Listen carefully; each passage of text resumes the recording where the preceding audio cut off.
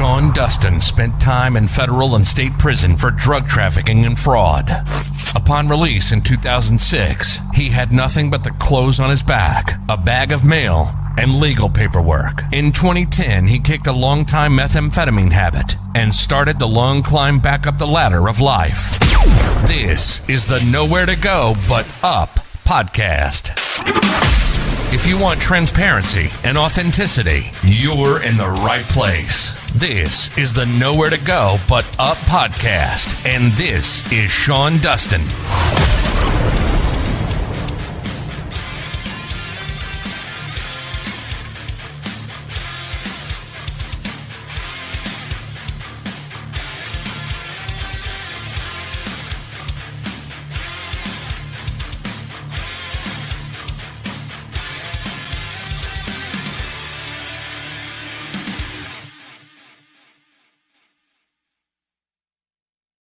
What's up, everybody? This is the Nowhere to Go But Up podcast, and I am your host, Sean Dustin. If this is your first time listening, welcome. If you're returning, welcome back. Had a previous one that wrapped up 10 minutes ago, and now we're moving right into the 5 o'clock hour of the broadcast, and we have a very special guest for you this evening, Mr. John Boseak. And this cat, I've heard his story before. Crazy, man. You just got to hear it. I can't even explain it. He's just got to tell it. But if you're watching on YouTube, do me a favor and hit that subscribe button and thumbs this video up. If you are on Facebook, share this out right now. Hit that thing, share. The algorithm is not very kind to people who don't want to pay for advertising on their platform. So the more you share this, the more reach it will get. If you're listening on the podcast platforms, which this will be airing in about a couple of weeks, do me a favor and subscribe. Hit that subscribe button. Very important for me to get into the new and noteworthy category and to chart as well. We're going to get right into this here. John is joining us from the tattoo studio where he works or owns. I'm not sure which one it is. We're going to pull him in here. What's up, brother? How are you? What's going on, brother? All right. So is this your studio or do you work there? Do you own it or do you work there? No. I'm not the owner. I just work here. Yeah, I'm at Royalty Tattoo Studio in Phoenix, Arizona. Awesome. Right on. Thank you for giving me your time and coming to share your story. I did listen to you on the Clubhouse chat with Vitali. Is that who it is? Yeah, Vitali. Yeah. That was a good one, man. That was about a 3.5 hour deal you did there. It was, man. That's the longest one I've done to date, actually. And I actually somebody was in the room. They recorded and transcribed the entire thing.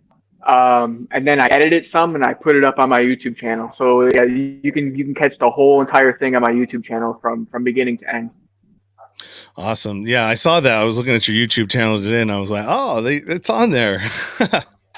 That's cool. Yeah. So why don't we just get right into it, man? The reason why we're here is to talk about your story and what happened to you and kind of how you went from being homeless at 14 to being probably the number one credit card manufacturer or the number one manufacturer of fraudulent credit cards internationally or just in the United States? It was just, I don't think it was international because those guys in Europe were doing some pretty big numbers, way before me. Definitely was, I believe the biggest in the United States at that point in time that I knew of and that the authorities knew of and that the community knew of. There may have been other guys that, were completely super underground and were pumping out and doing bigger numbers than me, but I don't see it. Yeah, you were doing way bigger things than I was doing. I mean, I was pressing them out and doing the tracking and encoding and embossing, tipping, and all that stuff, but nowhere near on the level that you were messing with. So, gotcha. Were you guys just doing piecework and going out and using them and? Yeah, so we were buying dumps with Bitcoin from Russia, and then using those dumps to encode the back of them. Like we were making the cards, printing them out, pressing them, and doing all of that stuff. But a lot of the things that we were doing was the online ordering online, and then picking up the merchandise in store. The virtual carding. Yeah, that's where I kind of started and kind of got into the game at was the virtual side. It was before the physical shit even really came along. That was my first like foray into the whole karting world. So let's get a little bit into your background. You said you were homeless at 14. So how did that happen? And like what transpired into making that a reality for you? Right. You ready, brother? I have been a little shithead pretty much my whole life. And starting at the age of about 13, I just started, getting incarcerated for various things. Shoplifting, stealing cars. I was, got busted with a pistol when I was like 13 or 14 years old at school and got expelled. So, my career as being a mischievous credent had started at a very young age. So by the time I hit 14, I had already been incarcerated twice for over a year. And my mom, being a single mother raising two kids, she didn't want to deal with it, So she told me that pretty much that I could just kick rocks. Because at that point I was a ward of the state. My mom didn't even have custody of me. My mom had turned over custody of me to the state. So that they could do whatever they needed with me and straighten me out, which didn't work. So I'd been in Boysville, and I had been in different group homes, and I had been in boot camps and various other juvenile facilities. So when I hit 14 and I got released from one of these programs, my mom was like, pretty much like, dude, you got to find somewhere to go. You know what I mean? Like, she just wasn't having it, And so yeah, I got the green light from my parentals to pretty much just go and do whatever I wanted from the age of 14, and that's how I ended up on the street. Now, when I say I was homeless at the age of 14, I wasn't sleeping behind dumpsters, and you know what I mean. Like I wasn't like the homeless people you see by the side of the highway, begging for change. Now, it's true I didn't have a residence, but at 14, your friends' parents aren't going to let you stay outside. Your friends' parents, you know what I mean? Like, there's always going to be somebody's couch or somebody's home to go to kind of hang out at, and that's where I kind of found myself at that age. Yeah. No, up to this point, our stories are kind of paralleling each other. Same thing, ward of the state, parent, incorrigible. My mom couldn't handle me. Exactly. Yeah. And around 16, I ended up doing meth and ended up in a meth addiction. So how do you go from couch surfing from friends' homes to, I know that I remember your story. You talked about some of the little smaller things that you would do, like fraud wise, and, different things that you would do. So kind of talk about that. Like, how did you sort of slip into doing fraudulent things? What's up? You want to talk to me? Oh, I can't right now, brother. You have to schedule it. All right. And then, so yeah, being on the street, you got to survive. You know what I mean? You got to eat. You need money, obviously, and whatever you're doing, you gotta fuel the party. You got to keep the party going. So I picked up on scams, man. I picked up on, simple street scams in the beginning. And then I kind of moved from there up to the more serious stuff. But I started just I hacked the computers at the library so that I could run, my own kind of version of Photoshop. And what I was doing is I would print UPC. I figured out the UPC codes for restaurants. I would print UPC codes and I would make my own coupons so that I could go to restaurants and I could eat and I could get like free fast food and shit. And I think that was like one of the earliest things kind of like was like, oh wow, there's something to this, And I've always been into computers. I've always been a computer nerd. I've been building computers, since the mid to early 90s. So fraud has always just been like a kind of my go-to. It's always just been like a fit for me. Yeah. No, I understand that. And did it kind of, for me, it was, I spent a lot of time trying to navigate getting out of doing the things that I should do. So I'd always find a hack, or I would always find a vulnerability in something and how I could get out of doing things, right? Same Like here, get out of having to work. Yep. Because I that's really what it was. I wanted to be lazy and do whatever I wanted to. So however I could figure out how to facilitate, that main goal is what I did. And the UPC thing, I think that was pretty funny, because I kind of did the same sort of thing when I was in Vegas. I had a group of people that were working for me doing smash and grabs, and they would bring me, towers and all these things. And so I needed new hard drives. So I figured out how to kind of shrink wrap things and peel off labels and put them back on and be able to buy brand new hard drives and put the old ones in its place and then return them at Walmart. Right. Yeah. So it's always something that I'd figure it out. And then of course, like, yourself, it turned into bigger things, and, I started learning how to do more, but methamphetamine really is what kind of facilitated that, because when I wasn't tweaking, I was not interested in doing any of it. Right. And you, what I find fascinating for you is that drugs don't even play a part. Yeah. Yeah, I know. For me, it wasn't drugs, man. Like I never got into drugs. It was just not wanting to work, man. Like I watched my mom work herself to death. I watched, various members of my family work themselves to death. And, they're all successful. They all have money. They all own their own homes. But they're all fucking miserable. You know what I mean? Like every single one of them, they're all miserable. Their bodies are all fucked up. They got chronic pain. And I'm just not going to live my life like that, And that's why I chose not to really pursue, to get into the job market, to really take it seriously, Yeah, well, I mean, and also too, the options for somebody who doesn't have a whole lot of skills or work experience. I mean, you're like, I remember getting a job as a carpenter's apprentice, making $9 an hour, being basically a humping wood up and down to the trash can, and I was like, dude, I'm not going to work this hard. That's crazy. Dude. Just general labor, man. That's all you can really do, brother. And yes. I wasn't going to do that. I wasn't going to live that life. I worked. Don't get me wrong. I worked plenty of regular jobs, growing up my whole life. I worked. I did windows and doors for many years in Miami. I did commercial glazing, commercial storefront glass. I cut mirror. I did all kinds of shit, man. You know what I mean? So, and I was just like, dude, I'm not going to do this for the rest of my life. I'm not. So, I'm either going to be a business owner and I'm going to open a small business, or I'm going to commit fraud or do something illegal. But I'm not working a regular job. That's for fucking sure. Yeah.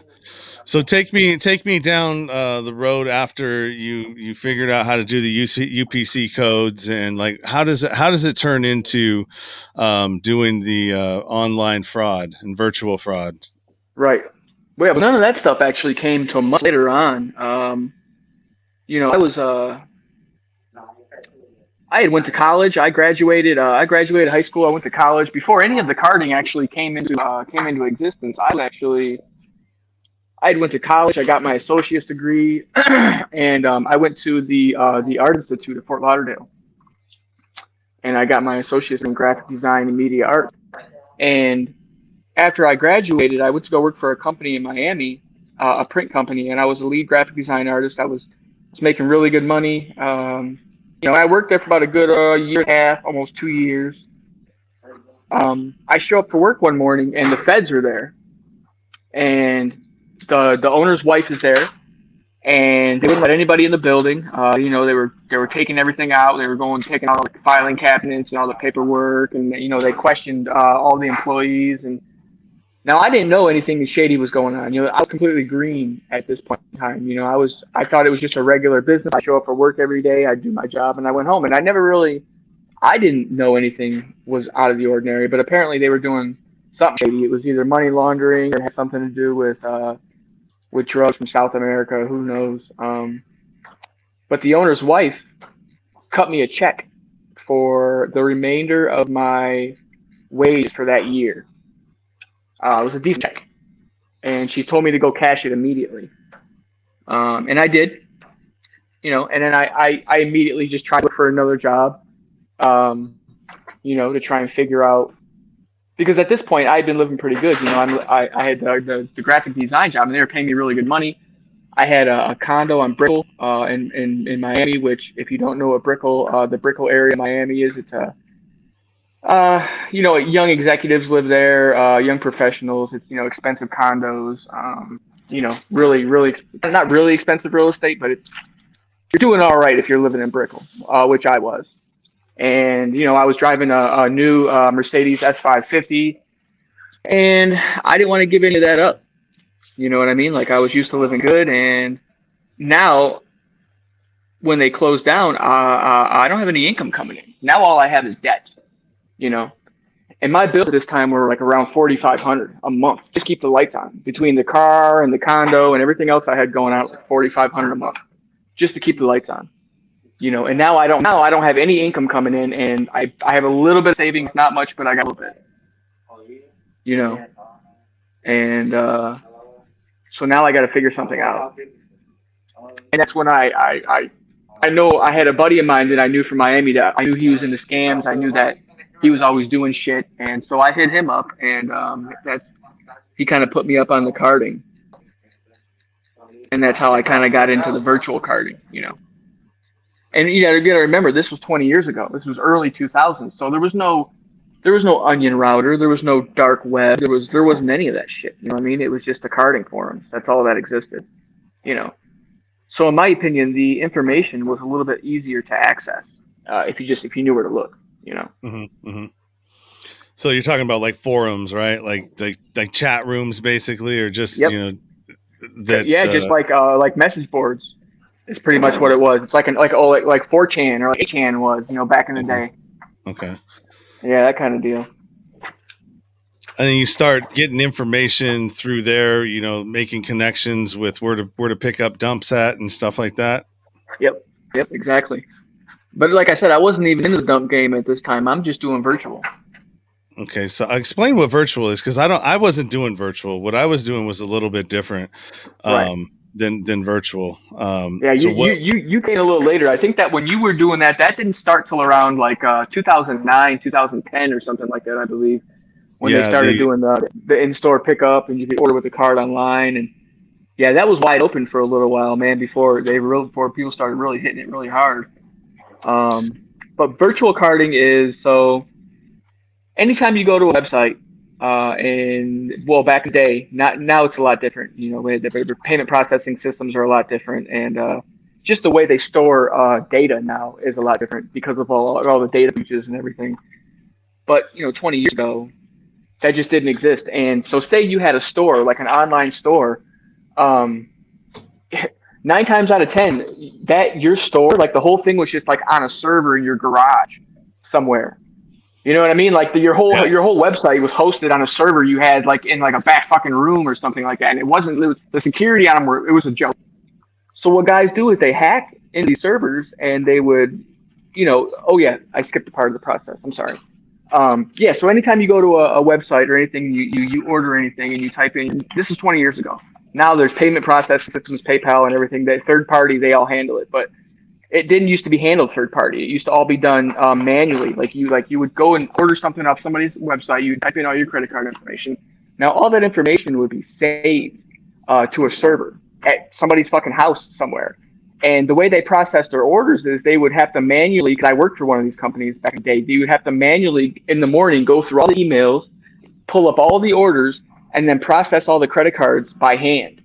And then type in, all the orders and do it all like that. So nothing was really automated, nothing like that. So this information was extremely easy to access for hackers,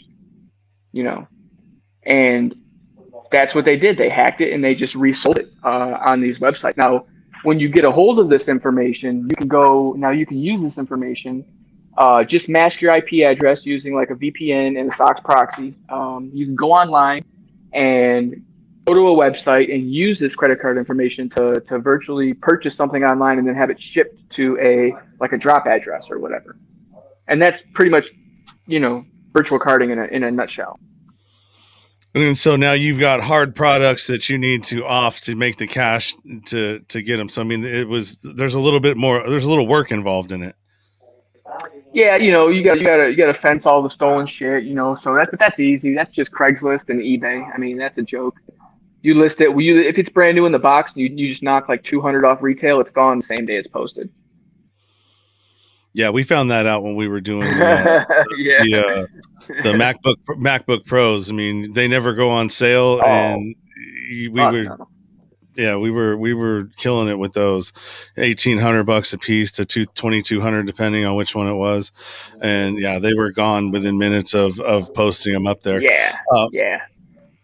So it goes from, it's like, how are you doing? Are you doing good doing that, or are you just kind of getting by, or are you spinning your wheels?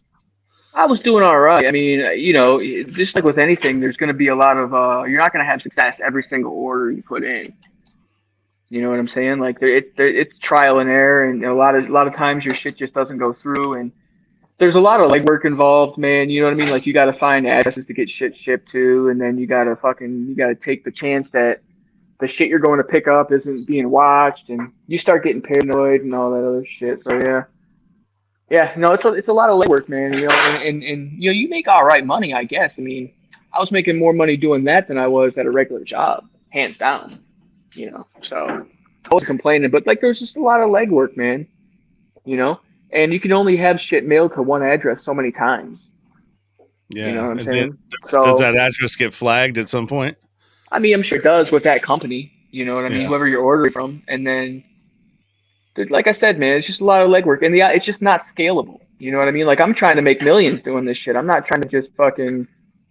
If I'm only making the same amount of money as I was making at a 9 to 5, in my eyes, it's not even worth it. I would just go get a regular fucking job. You know what I mean? Yeah. Like if I'm not making the money I want to see, then it's not even worth it to me. And I figured out real fast that it's cool. You get free shit, and there's a kind of a certain little rush to it. But once all that wears off, dude, you know what I mean? Like you got to start figuring out, okay, how can I make more money? Like I need to make more money, and this is just not doing it. And so it sounds like you've kind of always had a business mind anyways, right? Oh yeah. I just learned from a young age. I don't know where I picked it up or who taught me or what happened. I look at everything through financial lenses, All right. So where do we go from there? So you're doing the virtual thing. You're kind of realizing that, it's working, but there's a lot of legwork, and, possibly you might as well just be working a regular job if it's taking way too long to get to where you want to go, and it's not scalable. So where do you go from there? Yeah. That's when I started looking at other options. When I started looking into the in-store carding, and I started looking into physical carding. Started doing all my research there, and kind of led me down that path, and then I started doing the in-store carding. So I was just, I think the first piece of equipment I bought was the MSR 505 or the 506. I don't remember which one it was. And I just started buying dumps. I wasn't even buying plastic at this time. I was just buying dumps and kind of using them, Mm-hmm. And I started doing that, and that was cool for a while. And I'm getting PlayStations, I'm getting big screens. Because I was buying the novelty ID too, so that I could match the plastic to the ID, and I could go in, and buy the bigger ticket items and all that shit. So, and I did that for a while, and that was cool, and I made a lot of money doing that. I was probably making $2 or $3 grand a week, But I also figured out once again that operation is just not scalable. And mind you, listen, I'm doing everything by myself. You know what I mean? Like I don't have people working for me. I don't have people out there running around with me, doing all this shit. So I'm solo dolo doing all this by myself. Which is good. Which is probably the best way to be doing any of that kind of stuff, because you don't have anybody that if you get in trouble with the feds, you're more than likely going to be looking at a conspiracy charge, and they're going to be incentivized to turn on you. Yeah, when I went to court, when they finally caught me, that was the only thing that really saved my life, is I had no co-defendants. I took it all by myself, and I didn't have anybody to tell on, and there was nobody to tell on me, pretty much kind of deal, Yeah. Yeah, I know. I was working with a group, but I'm the one that got busted, and it because only because I was doing, I had no business doing anything that I was doing. I hadn't slept in 3 days, and for whatever reason, that rush that you need, you feel that need. I got to go get some items. I got to go Yeah. cart. I got to go get it, man. And Dude, I couldn't imagine. I couldn't imagine being on meth doing that shit, dude. Like, there's just no. I mean, I've never done it. I've never used meth, but I'm like, I can only imagine like it's probably not the best like frame of mind to be in when you're out there trying to commit thousands of dollars in fucking fraud, you know? No, especially when you look like you hadn't slept in 3 days, and your mind is telling you that you look great, and when you go to check out or pay for it or pick something up, I mean they Look got times are crazy. Yeah. yeah. Like they And look at so you and they automatically are like, dude, something's not right with this situation. yeah, and so that's what ended up happening. And like I said, I got busted, but I was already on supervised release anyways, right? I was doing all of this while I was on supervised release, and Got it. from the feds. And Yeah. what ended up happening is that they didn't prosecute me, even though they caught me with about 7 different cards with IDs to match, because we were making the IDs to go with them as well.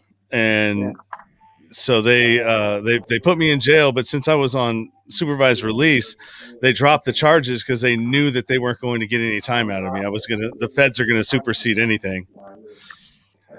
Yeah, I mean, the feds get theirs first, and then you know what I mean, and then the state can get theirs. So, I mean, if they really wanted to, they could have prosecuted you, and then you could have went and did your fed time, and then went and did your state time after the fed time. Yeah, they didn't pursue it, and maybe it's because they knew that my family had been in law enforcement in that area, so that might have been something to do with it. I don't know. It was kind of weird to me, and so a lot of weird shit happened in my case too, man. Like a lot of weird shit. I was looking at 15 years in the beginning, and I only did like 24 months. So I hear you. So you go from the in-store physical thing, and that is stressful when you're having to do all of that. Super stressful, yeah. Especially when you depend on it to pay your bills. Yeah, it's different when you're doing it for fun. You know what I mean? But when you wake up and like your bills, your rent's due in 3 days, and you have to go out and card laptops. Like I know I have to get 5 laptops this week, or my rent's not getting paid. That's when it becomes fucking stressful. And then it seems like every store you go into, the card gets declined. You know what I mean? Like the last week, all my dumps were good, and now all of a sudden I got a shit batch of dumps, and now you know what I mean? Like I need this money, and it's just like, so you start taking risks, and like the whole thing's just fucking not good, dude. Yeah, no, for sure. So did you ever get into a situation like, because I knew if somebody took my information, took my card, and they left my site, then that was pretty much. Oh, you walk out. Yeah, it's like, I'm gone. There's no reason you should leave my site. You don't run. You just slowly, calmly walk out the front door. Yeah. So did that happen to you often? Oh, plenty of times, man. Plenty of times. And I would listen. I would get irate with the people. I would start fucking yelling at them like, give me my card back now. And they'd be like, or I'd play it cool because sometimes like, oh, we got to call. It says we have to call. Because one of the thing you hold call if the card, you know what I mean? Like if the card had been reported stolen or whatever. And they're like, oh, it says I got to call. And what I immediately do is just reach my hand out. And I'm like, you know what? That happened. And all day I'll call my bank and then I'll come back in. And usually they give you your card back. But if it's a store where there's been a lot of fraud at in the past, then they don't fuck around. They just take your shit and walk in the back with it. And that's when you just fucking walk out the door like, fuck them, you know? Yeah. I've had to do that. I came close to getting caught a couple of times with that one. I've been there plenty of times, man. I've been chased out of Walmart, dude. Me and my little brother got chased out of Walmart one time. We were trying to card a laptop, and he got caught. They snatched him, and I got away. And dude, that was like the end of it, dude. For him anyway, that was the end of it. But for me, that was just the beginning. You know what I mean? I didn't give a shit. I was wild, bro. I didn't give a shit about getting chased out of stores and shit, dude. You know what I mean? Yeah, I mean, it was a lot of it for me was trial and error. You know, it was That's what it was, dude. You fail and you figure out, okay, well that doesn't work, so let me switch to something else. Or here's something that happens, and all right, let me put that in the bank in the bank of thoughts and memories. So now I know better. If I see that again, now I know what to do. Danny has sent a comment. He said, I owned an electronics store and someone ordered some speakers for $500 and I tracked the delivery to a local address and the disabled lady had befriended the person online who was using her as a drop point. The police say they found a house, lot of stuff. I got my speakers back. Oh, you're lucky, Danny, because a lot of people don't get their stuff back. Yeah, that's true, man. Yeah, I know. I used to. I was a scoundrel, man. When I used to do it, I would go online and I would look for. I found a list. I was looking. I found a. What was it? It was a. Gosh darn! It was a bank, and they had this was now this is back like during the 2008 crisis when like everybody was losing their homes, and I found this list of foreclosed homes like in my area in Miami, and I drove to all of them and I marked them on the map which ones were vacant. And that's where I would just, so I had a whole list of all these, big giant homes out in Miami, Miami Beach, North Miami Beach, and all that shit. And that's where I would use a lot of my drop addresses for. Something else I used to do, like I said, I was a scoundrel. I used to get like cards that were local, say virtuals, and I was like carding something that needed to, because a lot of places only will own now because of all the fraud. A lot of places will only ship to the billing address of the credit card. Period. And so if they were local, like if I got a bunch of local ones, dude, I would go to their house. Like whoever's card I was using, I would go sit out front and I'd wait for the UPS guy to pull up or the FedEx guy, and then I would either go and I'd be pulling trash cans out to the curb in front of that house, or I'd be like dragging some boxes up or something like that. And as the UPS guy or FedEx guy is getting out of his truck, I would immediately just say the name that I knew was on the package. Like, oh, Kent Smith, and he'd look at me like, oh yeah, and I'd be like, bam, and I would just sign for it every time it worked. Yeah. That's funny. Like I said, I was a scoundrel, man. I was a fucking scoundrel. No, I know, I was too, man. It didn't matter, And I think a lot of it is that, it makes it so easy because you don't know who it is. And a lot of the times, like when I was doing it, the banks would catch it way before the customer would even know. Like the banks would put a stop to it before the customer knew. And I always rationalized it in my head that, I'm not really ripping off. I'm not ripping off a person. I'm ripping off the banks, and the banks rip everybody off. So. That's how I felt. Fuck the banks. I didn't feel like I was fucking anybody out of their money because, the people are all going to get their money back at the end of the day. You know what I'm saying? Like it's all insured. The bank's gonna give it up, and that's why the banks charge all these high interest rates. Because all this shit's baked in. All these, it's all calculated in, man. And they get to claim it as a loss at the end of the year, so they're making money on the fees and all that, and then they're making it's a joke. It's a big game. Yeah, for sure. So. What else do I want to ask you? So you're doing that. So how do you end up in that position where you go from being an in-person guy to being a supplier and distributor of plastic? Once I figured out that operation really wasn't scalable, I had to figure out obviously a new way to make money to pay my bills. And I had been paying like I think between $15 to $20 a card when I like finally started ordering like plastics and shit from people. And I was like, man, so and that's just the way my brain worked. I'm like, well, this person is completely anonymous. You know what I mean? All they have to do is print the plastic and put it in the mail, and that's it. So essentially almost all the risk is being eliminated. And that's what I was looking for. I was looking for a way to make the most amount of money with the least amount of risk, obviously. And so I figured out, okay, what printers do I need? What equipment do I need? How, and that sent me down a whole road of about 3 or 4 months of just research, trying to figure out what printers and what equipment. And,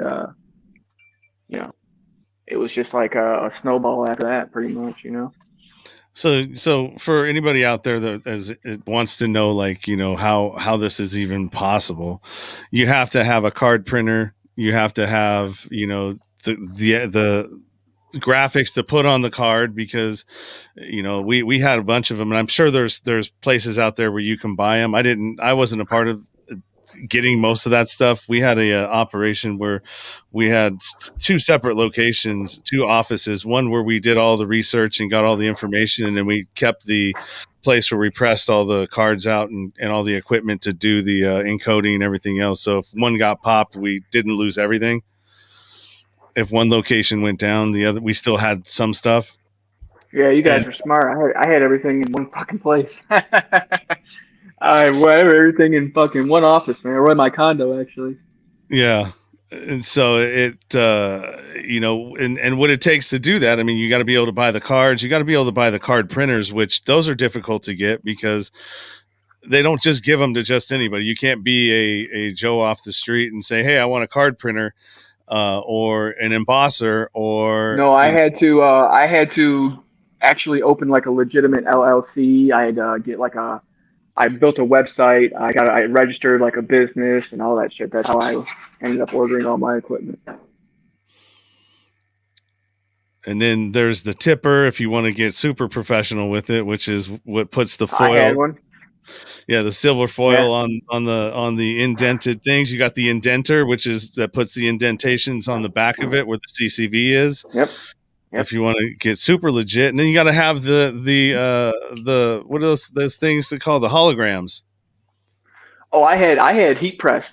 I had heat press holograms, so I wasn't using like bullshit stickers. You know what I mean? Like I had legitimate fucking hot foil. I had the hot foil machine and everything for the hot stamping. I had I was running just a Fargo printer that the only thing it had was the only thing it did was it put the UV. I had the UV security feature. So there's two UV security features on a credit card. There's one in the front. On Visa, it's a V right down the bottom where the Visa is. Mm-hmm. On a MasterCard, I believe it's a giant M and a giant C on the front, and then on the rear, on the SIG strip, it says Visa, or MasterCard in like micro print.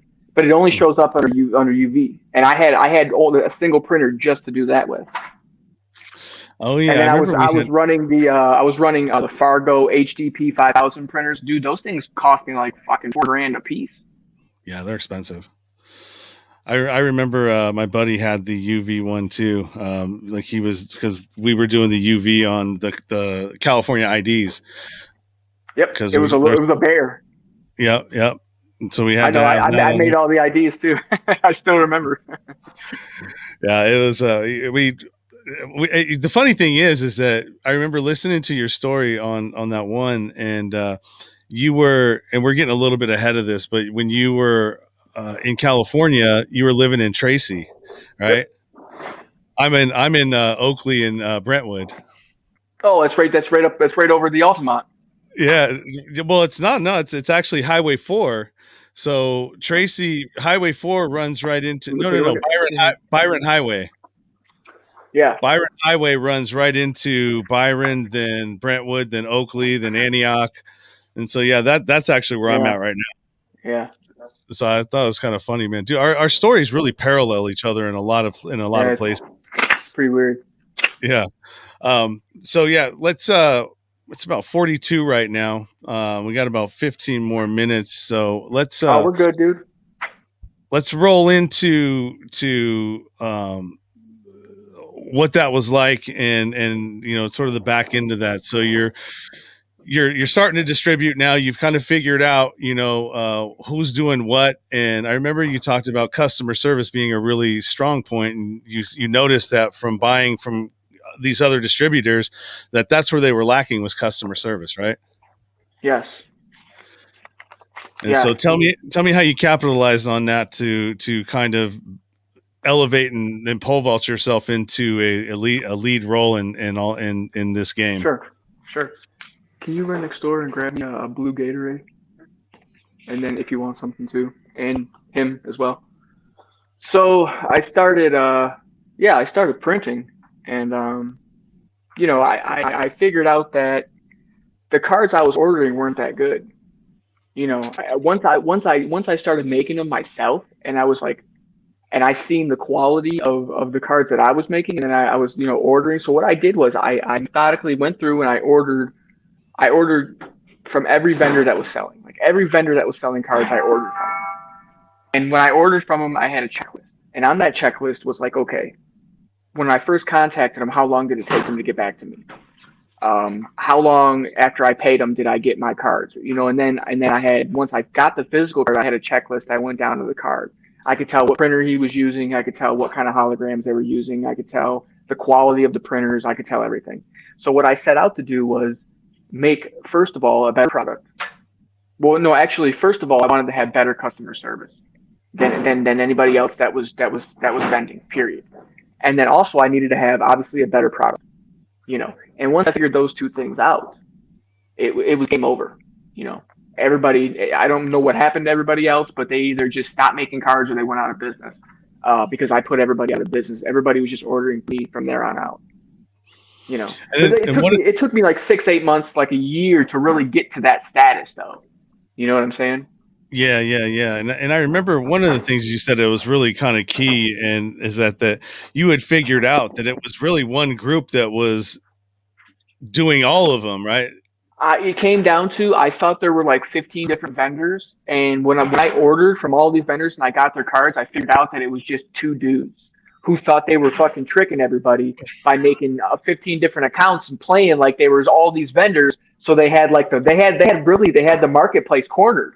And you know, hats off to them. It worked until I came along and figured everything out, you know, and put them out of business. Yeah. So you're doing all this, you're making all this money at the peak of your success in this line of work. What numbers were you pulling? At the very pinnacle of what I deemed to be my success, I was doing about 100 orders a month. And it was a minimum order with me was $1,000, and for $1,000 you got 100 debit cards, and I would work with you on the driver's license. Now I wouldn't give you 100 IDs, but I would work with you, and it was $1,000 minimum order. And I feel like at the very pinnacle, I was doing like 100 orders a month. You know, so that's 100K a month. You know, and were you taking? No, go ahead. No, I said, were you taking Bitcoin as payment? Yeah, Bitcoin really wasn't that big of a deal back then. And here's something else that's going to make you sick. I think I had somewhere like around $1,100 or $1,200 invested into Bitcoin when the feds came and seized all of my laptops and my hard drives and all of that shit. Yeah, so right now there's I think Bitcoin was like at $50 at this point in time. This was like July 2010, I believe. The price of Bitcoin was like around $50-something. Yeah.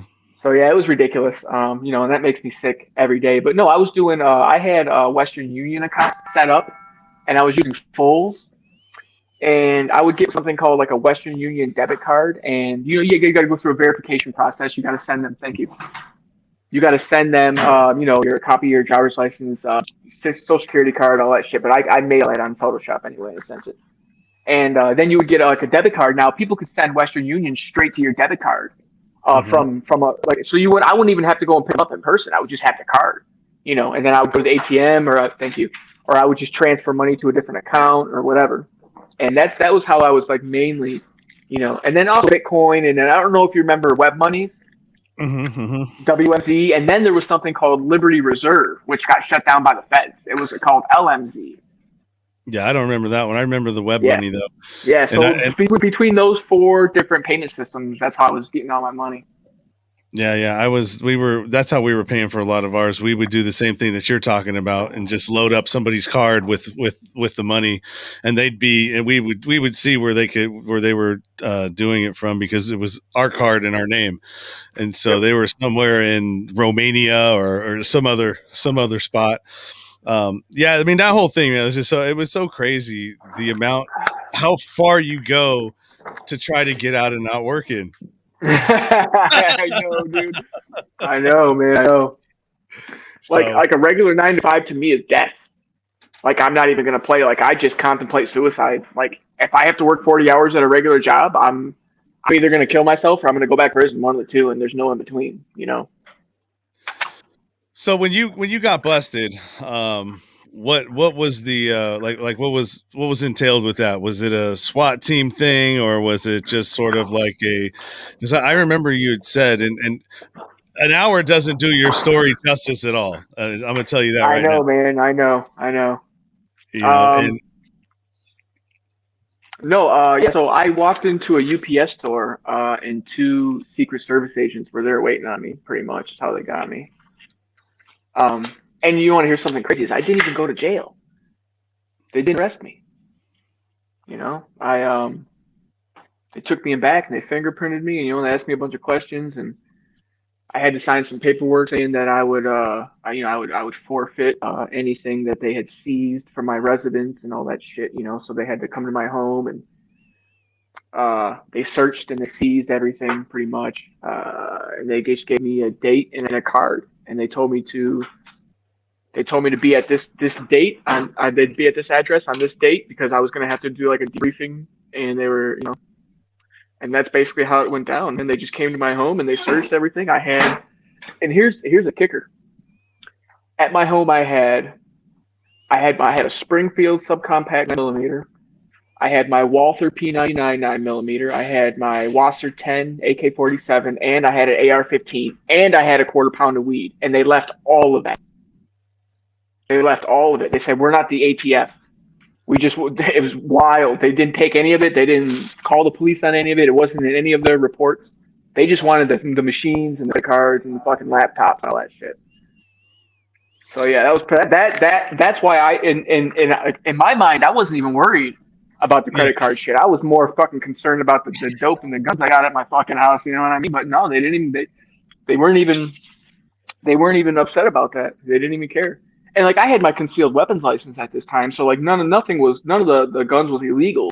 But I was in South Carolina, and marijuana in South Carolina is fucking illegal. It's even to this day, it's not. There's not even medical up there. Those fucking hillbillies over there, they're never gonna get on board with the rest of the society. With it being the Bible Belt and all those old conservative Republicans, it just isn't gonna happen. So yeah, I was surprised, man. yeah, no, for sure. I get you there, man. I thought I was done, man. I thought I was cooked. But yeah, no, they just came and they searched and they were like, you're gonna have to come and meet with us and talk a little bit further, and I did. And I went down to the Secret Service headquarters and I gave a whole fucking statement, and they interrogated me for about 3.5 hours. And then that was it, man. And I didn't hear. It took me 3.5 years to indict me after that. Oh, were you still doing it after that? Dude, after about a year, I didn't have no choice. I had money put away and hidden and shit, but after about a year, I was running out of money, so I got more equipment and fucking geared up for another run. Fuck 'em. Yeah. What was I supposed to do? And so how much time did you end up doing once you got indicted and all of that? And then did they, with the level that you were doing, I mean, was there any offers on the table to like kind of consult with them and become and start working with them and giving them information, like not as like turning, but becoming, do you know what I'm talking about? I do.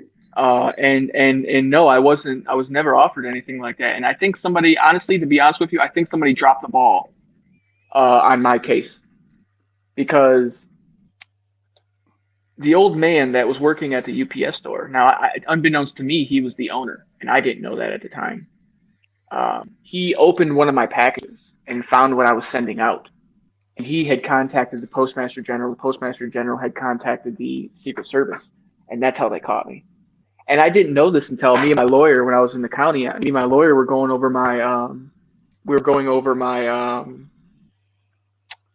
discovery, and in the report given by the initial investigating Secret Service, they had said how that they were contacted. And my lawyer was like, you know what, something isn't right here. So she dipped, and I didn't hear anything from her for about a month. No phone calls, no nothing. She didn't come to see me. And then she shows up one day, and mind you, I told you that the initial agreement by the prosecuting attorney was 150 months. She came back like 2 months later with another offer of 24 months, and this was for aggravated identity theft. And they had dropped the manufacturing of fraudulent transaction devices. They dropped the mail fraud. They dropped the possession of fraudulent transaction devices.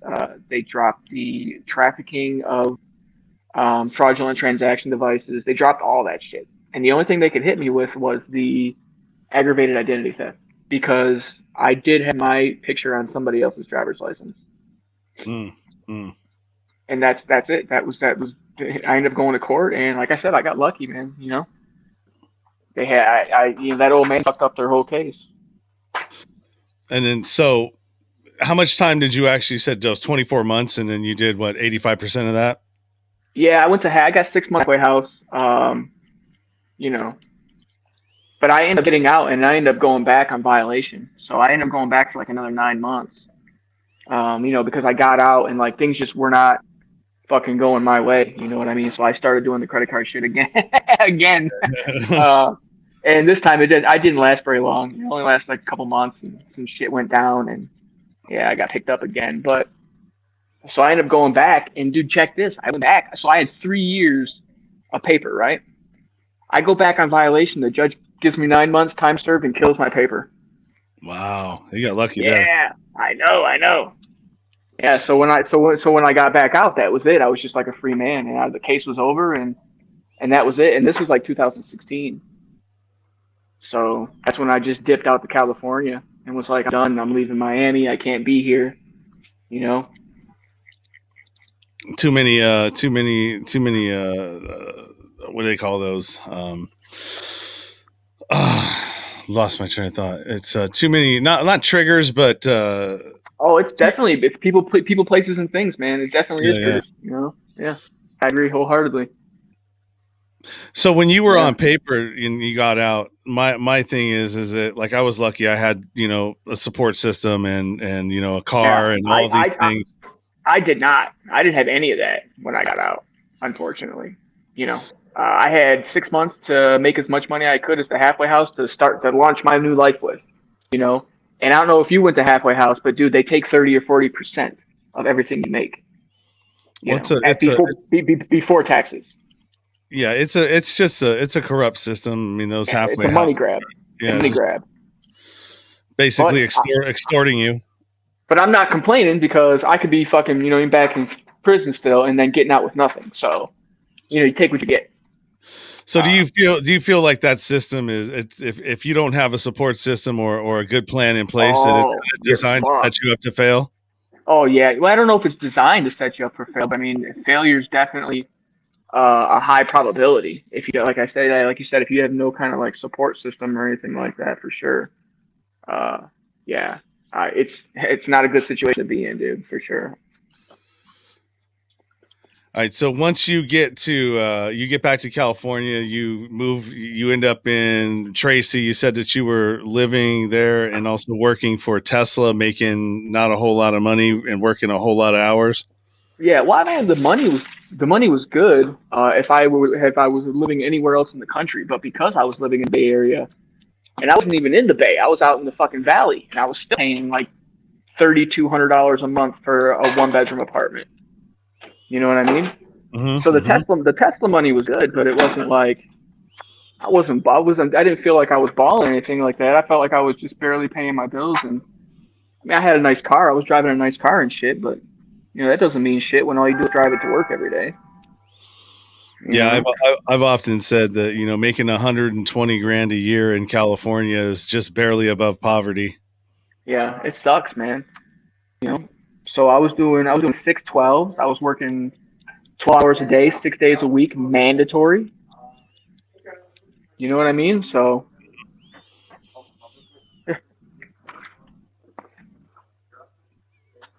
And so it looks like that, you know, you went through all of that. You ended up moving to Arizona, where you're at now. You picked up, you know, the tattooing and stuff that you're doing now. I've always been tattooing, man. I've been tattooing probably since 2003, 2002, 2003, something like that. You know, I never felt like that this is what I wanted to do with the rest of my life, you know. And then after I worked at Tesla and I kind of hurt my back and I was out on disability, and I was like, man, I don't want to go back to a regular 9 to 5 ever again, you know. And this was the only marketable skill that I was left with that isn't going to send me back to prison, you know. Yeah. So yeah, and honestly, man, I couldn't be happier, dude. You know what I mean? Like I get to wake up every day and I get to make my own decisions. You know, if this isn't a real job, dude, you know what I mean? This is, you know what I mean? Like I get to, if I don't come in today, I don't have to come in. I'll just call them like I'm not coming in. You know what I mean? Like that's not, you can't do that in a regular job. So it's like I still get to do whatever I want. I'm making, you know, really good money. You know, and I'm happy, you know. So yeah. And then from the looks of it, you know, you're starting to get a lot more traction with your. You also wrote a book, right? I wrote my memoir when I was in memoir. I wrote that when I was in federal prison. I had help from a gentleman named Matthew Cox. Yeah, you guys were both at Lompoc, right? No, we were at Coleman. Coleman. Okay, Coleman. Yeah, and we wrote the memoir, and then I got out, and that got published like 2.5 years ago, and that the book's doing pretty well right now. You know, and I since then started a YouTube channel, which I do full time now. I'm completely obsessed with you know YouTube and just trying to make the best content I can, and like you know having that overall polished you know like YouTube's you know professional studio, and I'm just you know I've immersed myself into that now, and that's just all I do is just tattooing and YouTube, and I do podcasts. You know I'm in a different city every weekend. I go to Florida once a month, I'm sorry, and I film down there. I fly out to Texas and film, New York. I'm out in California every other week filming podcasts and stuff. So yeah, this is all it's all snowballing and taking on its own life now. So you got any plans for a documentary in the works? Yeah, actually I filmed with a like a private production company. And we filmed for like 5 or 6 days straight, and so it's all in the works now. I don't want to, you know, let too much information out, but yeah, I can't. I'm under contract. I can't really talk about it too much, but yeah, there is going to be like a fully professional documentary on one of the major, you know, Hulu, FX, HBO, something like that. Yeah. That's awesome, man. Well, I appreciate everything. And then all of John's, you know, social media, his YouTube channel, and even a link to the book on Amazon is in the description or be in the show notes. So you guys can go directly to there and click on the link and it'll take you to all his places and his spaces. I definitely want to say thank you to you. I appreciate your time and your what do they call that? Your how, when you can do it, multitasking skills there. Oh yeah, no problem, man. Hey, listen, tattooing is just muscle memory to me, so I can tattoo and do anything else. You know, I'm doing it for so long; it's not even an issue. Yeah, for sure, man. Well, I definitely want to say thank you, and I appreciate your time. Got anything you want to close with? No, I mean, yeah, like you said, yeah, you guys can follow me on Instagram at Slum by Nature, and if you guys want to, you know, hit me up and follow all the content I'm doing and all of the moves I'm making and all of the future stuff coming out, you can find me on YouTube. My YouTube channel is called Boseak Conundrum. Like he said, there'll be links to everything, you know, when all this is done. And yeah, just, you know, thank you guys for showing up. Thank you for listening. And if you subscribe to my channel, I appreciate that as well. Awesome. Yeah, I'm already a subscriber there, and he's definitely. You can find the long version of this story on his YouTube channel, but then you can also find other things that he's done, like on Concrete. They did a 2-part series on you there, the Concrete podcast or YouTube channel, right? Yeah. If you just Google my name, John Boseak, everything comes up right in the Google results. My book, all the podcasts I've done, everything. Yeah, everything's readily available on the internet. So. Awesome, man. Well, I'm going to thank you. We're going to pull out of here. I'm going to hit the outro, and I'll stay in touch with you, man. Maybe we'll do another sort of deal, because I think I'm going to be heading out to Concrete as well in the future. Hell yeah, man. Hell yeah. That would be awesome, man. Let me know. We'll do another clubhouse room or another fucking podcast, or maybe, because I'm I got my own shit going on. I'm gonna be doing this pretty soon, so maybe I'll have you on my pod and we'll go dive into your situation. Yeah, for sure, man. For sure. Definitely. Cool. Well, you're in my network now. I'm in your network, and we'll just stay in touch. Cool, brother. I appreciate it. All right. Thanks, Danny. Or not Danny, John. All right. Peace, brother. Peace, brother. You've been listening to the Nowhere to Go But Up podcast. Sean is a single dad, a union blue-collar guy, and he spent time in federal and state prison for drug trafficking and fraud. When he was released from prison in 2006, all he had was the clothes on his back, a bag of mail, and some paperwork. Since then, he's turned his life around and shares the struggles and successes on this podcast. We hope you enjoyed the show, and we hope you were moved. To connect to the show, book a guest spot. For merch, Patreon, PayPal, and social media links, go to linktr.ee/nowheretogobutupnow. On Instagram at nowheretogobutupnow. On Twitter at butupnow. On the YouTube channel at Nowhere to Go But Up Podcast. See you next time.